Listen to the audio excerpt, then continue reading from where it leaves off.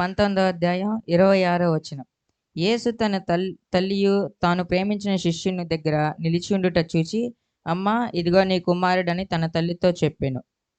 యేసు ఈ మాట ఎందుకన్నాడంటే, 3వ మాట ప్రకారం, యూదుల శాసనం ప్రకారం మొదటి సంతానం వారి తల్లిదండ్రులని కుటుంబ బాధ్యతను నిర్వర్తించాలని యేసు ప్రభు చెప్పిన మాటలో ఇది ఆంతర్యం.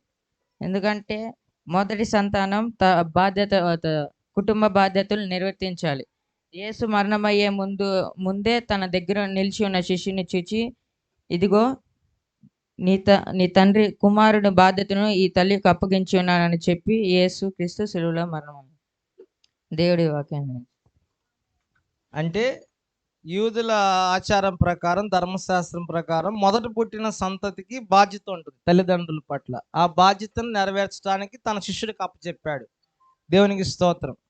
మరణమయ్యే సమయంలో అందరు గట్టిగా చప్పట్లు కొడదాం.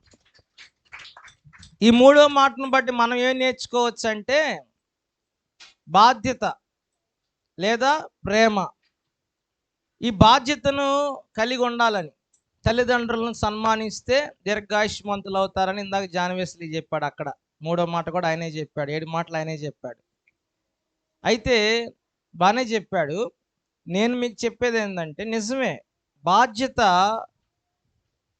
ఒక యేసుప్రభు వారి చివరి క్షణంలో కొనూపిరితో ఉన్నప్పుడు, ప్రాణం వదిలేస్తున్నప్పుడు కూడా తన బాధ్యతను ఏం చేశాడు? నిర్వర్తిస్తున్నాడు తల్లిదండ్రుల పట్ల.